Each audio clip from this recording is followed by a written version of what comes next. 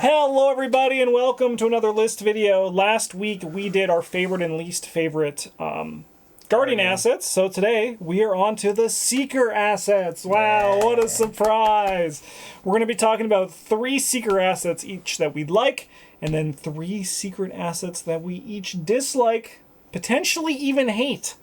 Who knows? Yeah, I asked if I could just talk about 6 ones that I dislike, but that was vetoed. So. Yeah. No, you're not allowed to do that. It's not good idea. All right, why don't we start with our first ones? Bryn, with our first favorite asset, what do you got? I got Dr. Ellie Horowitz. I just have a soft spot for this card. The first yellow investigator I really ever played was an Ursula deck. Mm-hmm. And you get to go find a relic asset, and you can seal the +1 on that relic asset, and then your teammates are all like, what the fuck are you doing? And you're like, don't worry, it's going to help. And does it? Well, you. Yeah, Not other people. Yeah. But she can hang on to all kinds of things. Yeah, she can hang on to a magic bow. She'll kill a man for you. Yeah. Don't even worry about it. She will. She's infinitely cheaper than purchasing a second necklace slot. Yeah, that's true. Gets kind of nuts if you're both wearing your friendship bracelets of Etzli. Yeah, she's just cool. It is true. She is like the ally that I've seen you like. I mean, I just know with you as well. It's just like relics. That's it's sick. If you're playing, you can. Okay. In the future, in the Madhouse, we will definitely be building a Roland Banks deck where we're attempting to attach the armor of our dentist to Dr. Ellie Horowitz. Stay tuned. Ooh, okay, I'm down. We haven't done a Bryn's Madhouse in a long time. So.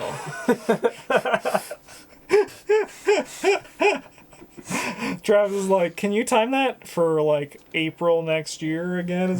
Yeah.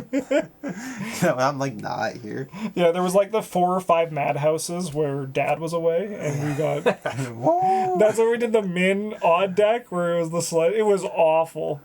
Yeah. I mean, like, I played that deck without the sled dogs, and it was pretty okay. It's true, yeah. I played that deck without the bad part of it, and it was pretty okay. Yeah, it's true. For me, I got the Disc of Itzamna.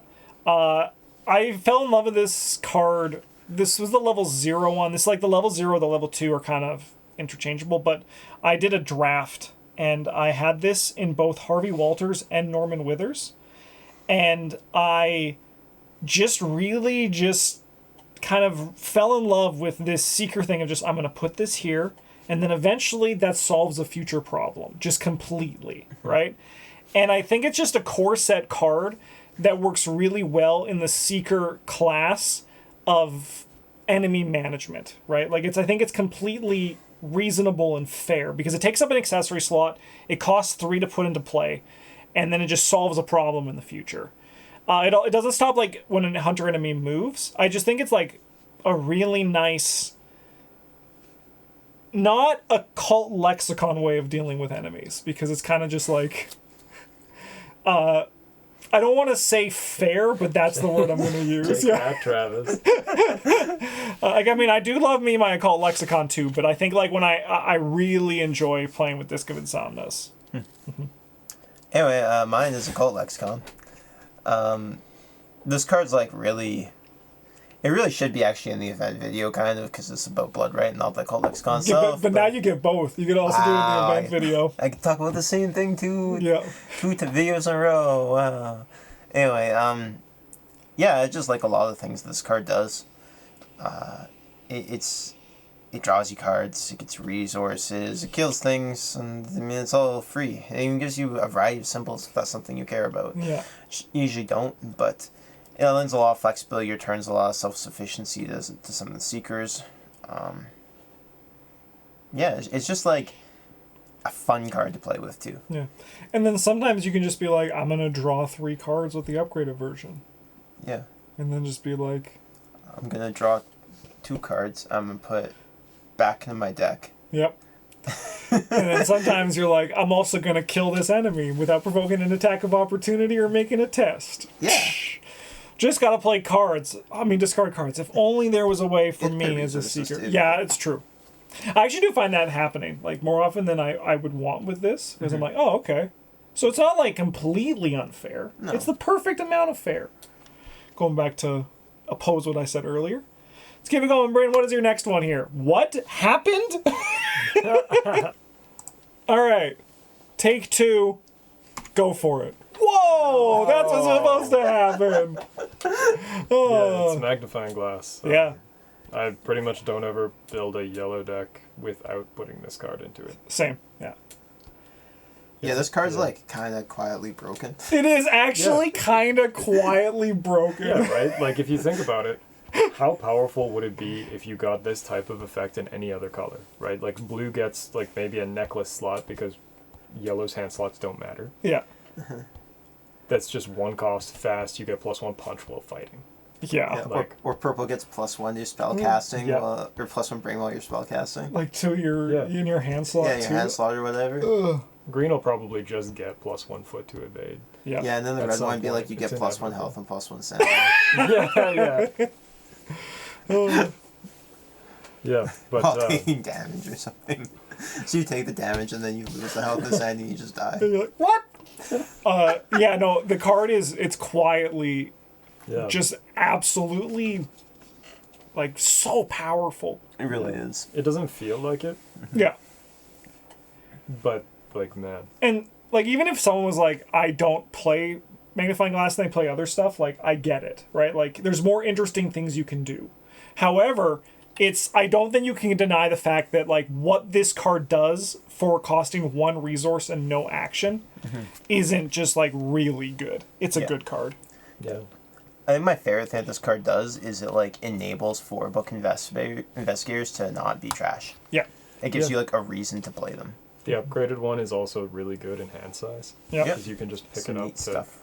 change the number of cards in your hand if you need to. And then what it also does in 5-book investigators is it makes it even easier. You see a 4-shot location and you're I'm like, like, yeah, you just play something else. it's true. Yeah. But I usually My don't. point is, it's like a very low cost option to get. Just showing your whole butthole and then just stopping that, huh? You know? I mean, like,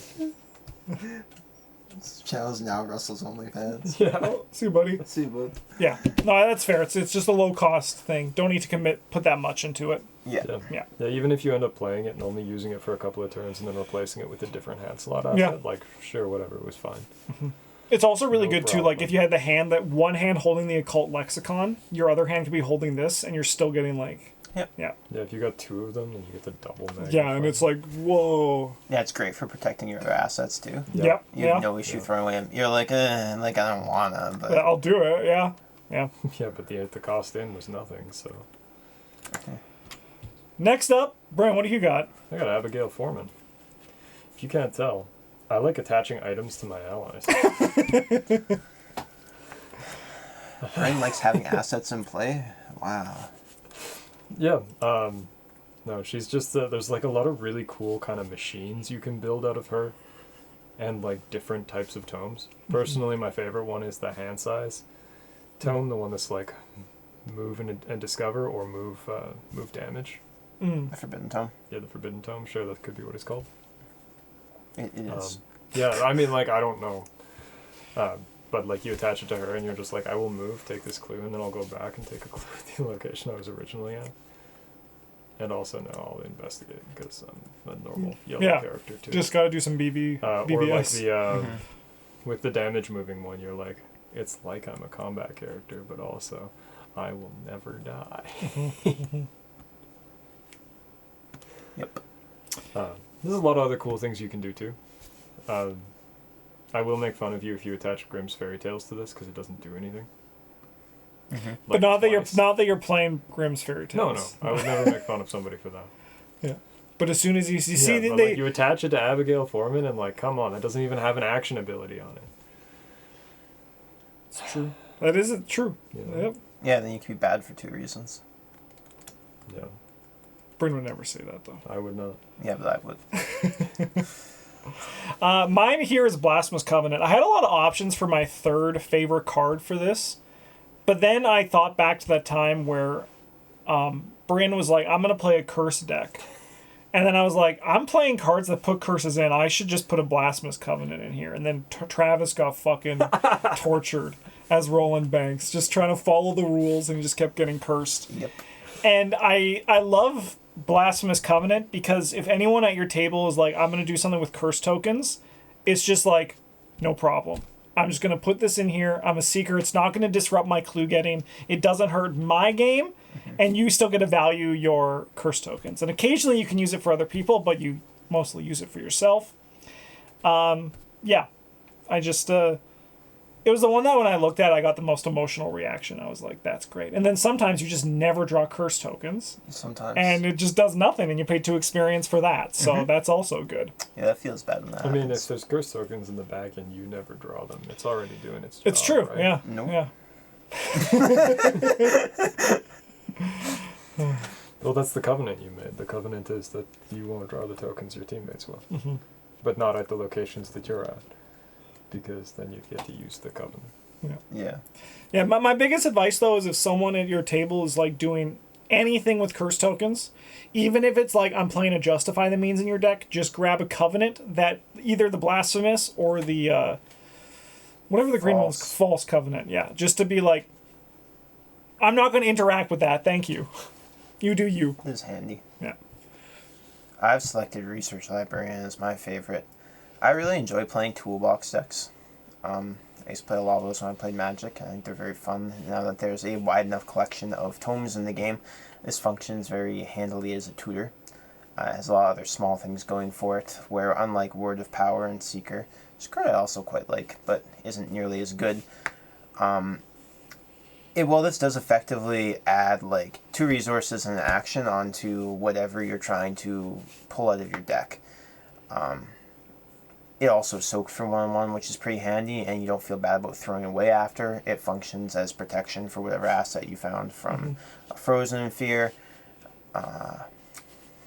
You also can, like, try hard with it and just, like, put if you have Astounding Revelation in your deck, even just a 1 of, just be like, he's free.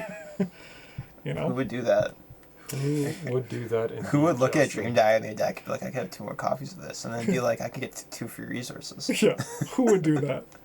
Absolutely no one. Yeah, no one. Yeah, and then he's also a Miskatonic, which is really handy, with Miskatonic Field Expedition thing. Field Expedition thingamajigger, yeah. Archaeology funding? That's, I think, the actual Yellow name? Charisma. Sure. Yeah, Yellow Charisma, yeah. Yellow Charisma he is good with.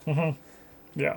Yeah, no, I really enjoy the sort of toolbox playstyle this guy enables. Heck yeah. Yeah, All right. You're excited to Sleight of Man this guy into play and then find another tome on your next turn. No, Sleight of Man should die and give me back Jeremiah. That is fair. Taboo to only green allies.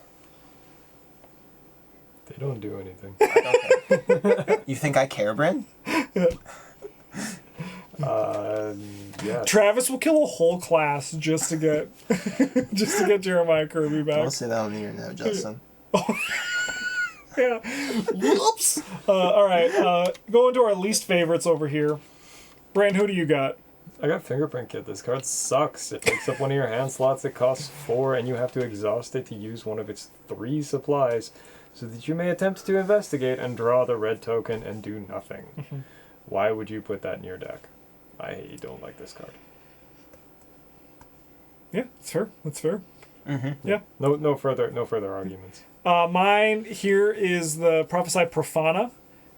This card is just, it's been tabooed, thankfully, but it's just like too freaking good. It's just kind of like nuts. Like, you could be like, yeah, it costs 5 experience. I'm telling you guys, everyone watching, experience just doesn't matter anymore. Like, it's given out like candy. It costs 4. Okay, if only Seekers had a way to make a lot of money really easily doing what they're doing anyway, like burning the Midnight Oil or Crack the Case, you know? Gonna progress the game and also make money while doing so. Imagine having to spend actions to get your money. Yeah. And then you're like, yeah, but it costs 5, so you're only gonna pull 1 of. Yeah, if only there was a way to find a tome in your deck, right? Like, if only there was a way to do that. Or if you've lost your research library, you could just draw a bunch of cards. Yeah. Or find an item or a relic. Or an item or a relic, yeah. Like, if only you could do that. Yeah, like, it has, like, literally, like, the 3 easiest traits to tutor. And Could then be a spell, too. Yeah, it could be spell. they really could have, yeah. And then like it does like the +1 foot obviously for a lot of seekers isn't that great, but like you get like anyone who has like 3 and they're like good. I mean like Mandy probably has 3 foot. She does, yes. Wow. She has 3 in both her defensive stats, Justin. But then you get to ignore you get to ignore attacks of opportunity. Now it's only the first attack of opportunity, so that's like a bit more reasonable. But then also it has this thing where you can just like teleport people. They don't even have to be on your space. Yeah, it's just kind of like it has a lot of really good for, in my mind, very little to get set up. What do you got, Travis? This is Ariadne's Twine. I dislike this card because it breaks one of the fundamental resource systems that they set up in Seeker. A lot of strong Seeker assets are gated by their number of uses. And, well, I think that some cards, such as Truth or Fiction, are fine. Support for those is like ways to get... You're spending like a card and resources and experience, potentially, to get extra uses out of your other asset. That's fine. But, like, spending that to get a theoretical infinite amount of uses out of your asset is no bueno. I think this card is I don't want to say like too good for the game, but I think it's a design mistake. Yeah, it's like one of those things that it can just... The amount of times you'll see someone do something broken with it is a lot higher than you'll see someone do something fair with it. Yeah. With this card, every time as I move a resource to a secret, I'm like, I feel like I'm cheating. It just feels too strong. Yeah, like you're never using this to get extra secrets to use for your esoteric atlas. You're using it for extra abilities on your Necronomicon or whatever. Yeah. Like, yeah. At least you have to exhaust it. That's a bit of a surprise considering that it's yellow. Yeah, that's funny. You just pour them in. Yeah. It also like has a very specific name referencing like like a historical mythological item, and it's not unique. That is true. It also like isn't an item, which kind of bothers me. It is. I mean, yeah, no. I mean, like, I guess like the idea is that like, I mean, thankfully it isn't an item because this would be crazy if you could also just like find it with your backpack. Yeah. But yeah, I think like it could have had a better name because I think the Ariadne's Twine is like the ritual that's being done, but it could have had a less itemy name. Yeah, it feels like they just kind of had art and they slapped it on this card, but they also like, why can't you have 2 of these in play? I know. I know. Like maybe you can use the ritual to turn any sort of bits of string you've got. Yeah, but like you can, it makes it. It's like you're saying. So at least it has to exhaust. Like bits of string. You can have your Dr. Milan play, and you get your resource for the end of the turn. You get your resource from investing with Milan. Boom! You just have 2 secrets every turn. That's okay. Secrets aren't powerful. You got an Necronomicon play. You get to draw 2 extra cards every turn for nothing. Yeah. I mean, well, it just puts you closer to your weakness. That's. Yeah, no, and I think I said this last time we talked about this card, but the vice versa. It just because like move 1 secret from an asset you control to your resource pool as a resource. You're like, oh, okay, like that's, and then the vice versa comes in, and you're like, wait, I always feel like I still feel like I'm doing it wrong with this card, but it's just how it is. It's just too fucking good. Yeah. All right, let's keep this going. Yeah, I don't like it. Brandon, what do you got? I got Mr. Rook. You guys hate Fingerprint Kit, huh? What? You guys hate Fingerprint Kit, huh? It sucks. Yeah. No. Anyway, we got Mr. Rook. He's here because. Tell him the real reason. I hate drawing my weakness, and he says sometimes I have to. That's not what you said when you put him on the list.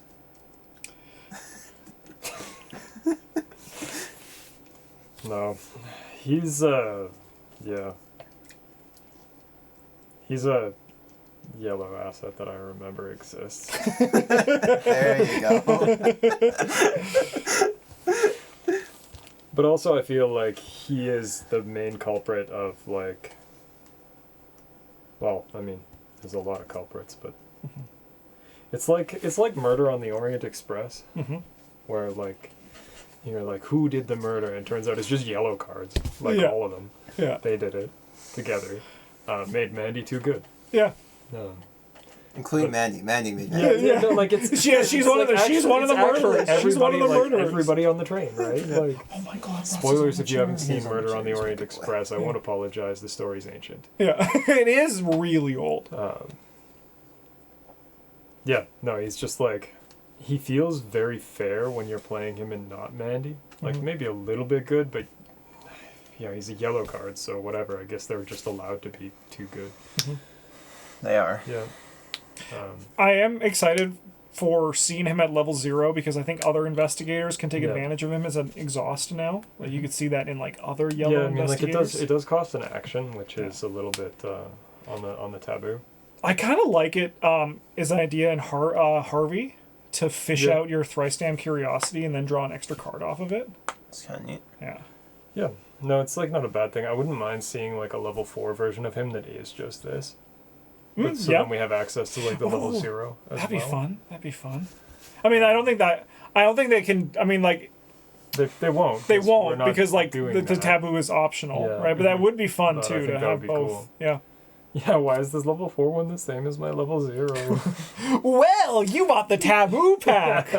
We can make a video on it. Be like, are you confused? Yeah. Yeah. No, he's cool. I think he should also probably have like 1 health or 1 sanity. Or possibly both. Yeah. Yes. Because Yeah. he is Tutu's very pretty good powerful, soak but for his he's ability. also like chunky. You don't understand, Bryn. Drawing your weaknesses is a bad thing. And they Yeah, had I tried to push say the that, and rest you of were him. like, no. They had to push the rest of them, the rest of the card to make it worth it. I mean, sometimes drawing your weaknesses is a bad thing. It depends what your weakness is. It's like sometimes you gotta only draw the top 3. Look at the top 3 so you avoid finding your weakness. Yeah, I mean that would be a fair downside to this if every single time you play the game you have like doomed as your weakness, and you're like, if I see this X times, I just die.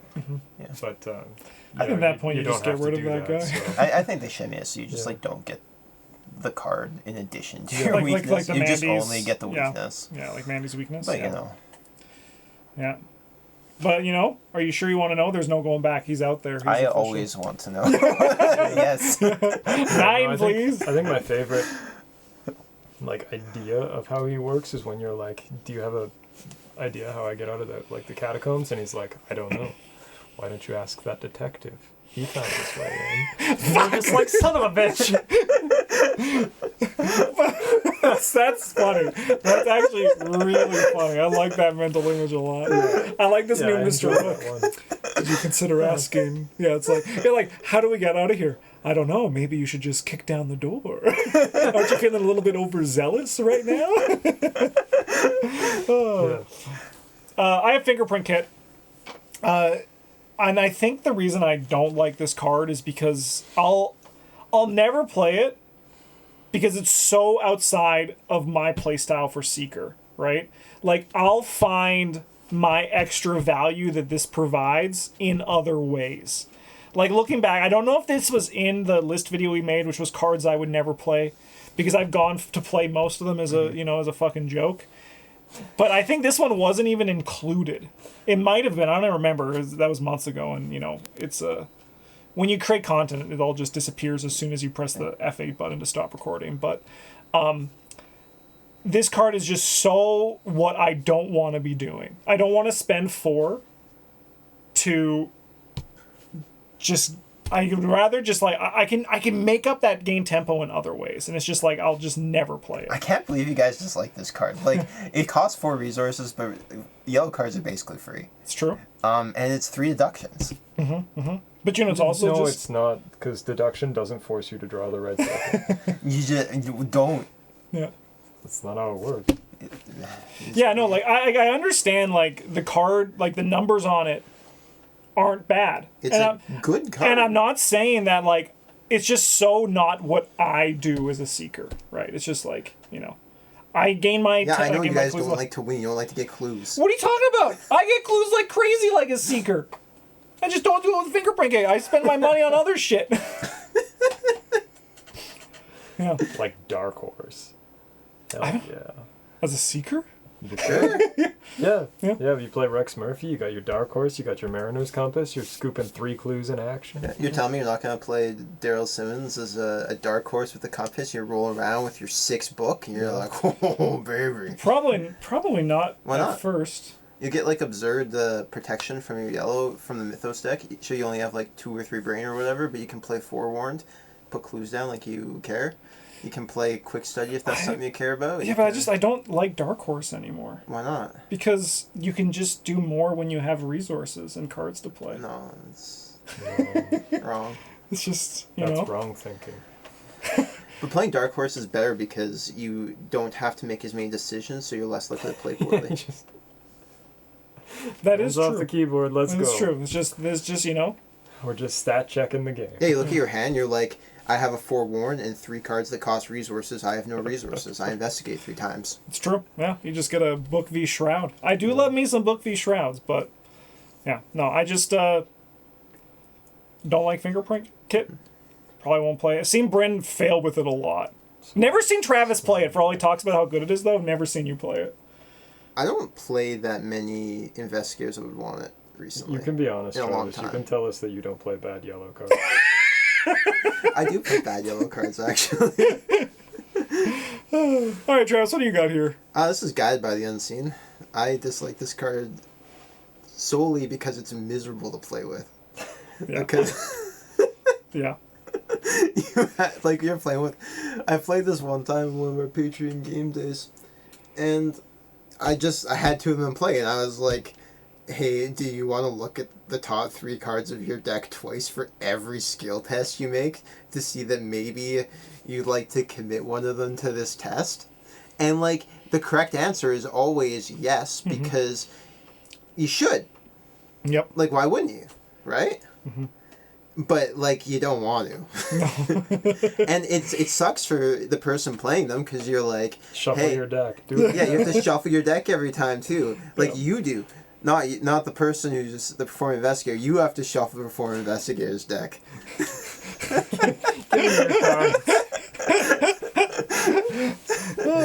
That's like a new form of griefing. That's like some like Yeah, and then you just practical like grifting. riffle shuffle their cards while they're like staring dead into their eyes. Yeah. Like, Yeah, like, you can just use this to force people to shuffle their decks. Wow. Yeah. I played that exact deck that you played on the game day when we did our War of the Gods play. Yeah. And I just stopped. I was just like, this is only for me. Like, I did it like once, and I was like, no. Yeah, that's what I did. Never I was again. like, let me know if you want to use this, and then we will do it. Otherwise, like, don't worry about it. But even then, using it myself was just like... Yes. I'm like, I'm not going to not use it because I might find my deduction, whatever. But I'm like, I'm so tired. Or even just like if you're running like research shit, you're like, I still have an astounding revelation in my Yeah, deck. like, I need to do this for every test this turn. And like in the Daisy deck that it was in, it was like, I'm gonna investigate 3 times, missed on the first one, missed on the second one, missed on the third one, see you next turn. Right? Yeah. Like, yeah. Can you do this when you run out of secrets still? Yeah. Yeah. Hell yeah. Cool. Because the committing is Alright. only the is for the secret. This yeah. card's miserably designed, man. Like, I understand what they wanted to do, but man, Yeah. it feels so bad to play. Honestly, it should have just been like, look at the top card of your deck. If you like Or, like, exhaust it. yeah, or exhausted, so like it Maybe you wasn't. have to look at 6 cards, but you exhaust it. Is that the same person from the Guiding Spirit? Maybe. That would be so good. That would be good. The boat's like goes to like up there on the top shelf. Yeah, There's the play- card you'll hate play playing it in, with. play it in your Patrick Swayze deck. Like, Oh yeah. let's make a pod. All right. What's our least favorite secret cards? Starting with you, Bryn. If this were a green card, it would be exceptional. You're right. Like, Yeah. no functional change, just 10 XP, one of them. That's what it would be. It's yellow, so it gets to play for half XP, and I fucking hate that.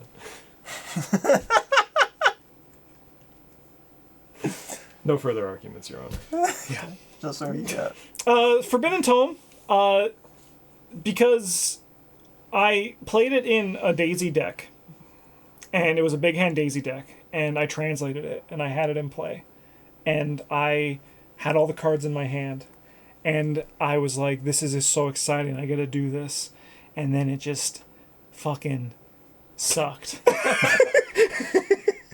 And I was like, if this was just like, I was like, I have this old book of lore. I'm just going to use this for my action instead. I like a lot of, I've actually been, as Travis wanted me to, I've been trying out more of the untranslated stuff, right? The research stuff. And this is the only one that I think I just like will never try again. The Curse one is 2. I played that one and it wasn't like crazy fun. But I think also, and I've seen you today get really unlucky with it, but I do think I'd try that one again. But this one, I just couldn't. I just had absolutely no fun with it. It's just, I had it all set up, and I was still just old Book of Lore, because more value I found was better than just whatever this was doing. Yes. Yeah. Yeah. Yeah. My least favorite card is also Research Library. This card does have aspects of it that I like. There's also a lot of things but I don't like. A lot of them are similar reasons. I dislike Ariadne's Twine, where it kind of trivializes one of the downsides that they have imposed on the game. Where a lot of powerful Seeker assets are like, limit 1 per deck, or at least some of them, and this just, like Occult Lexicon and Necronomicon, this just makes that not matter. You basically get 2 extra copies of it. And then it's another card that's similar to Practice Makes Perfect. I find defines my deck building a lot, where anytime I'm going to build around a tome to try a tome out, I'm like, well, I'm going to play Research Librarian to draw it more consistently. And I'm like, well, what happens when I have my copy of it in play? What else am I going to do with these Research Librarians? I should play another tome or whatever. And that leads me to usually playing, usually Dream Diary, but occasionally other things as well. Sometimes I'll play the hand-sized one that gives you, it's like magnifying glass. Seleno Fragments, that one. That's not the point. And then I'm like, wow, I'm going to search my deck. I already got this asshole, and I already got my Practice Makes Perfect, so I might as well dedicate 3 slots to Astounding Revelation. And then it kind of spirals from there. Yeah. And then you're just like, I got to add 2 other cards. Behold, the same yellow deck as last time. I mean, you said I still have a good time. Yeah. But, I think this card restricts design space quite a bit for the tomes. Every time that they print a limit 1 per tome on it, they have to keep in mind that they're not really limiting you to 1 per deck, and keep power levels that in mind, which they seem to be unwilling to do.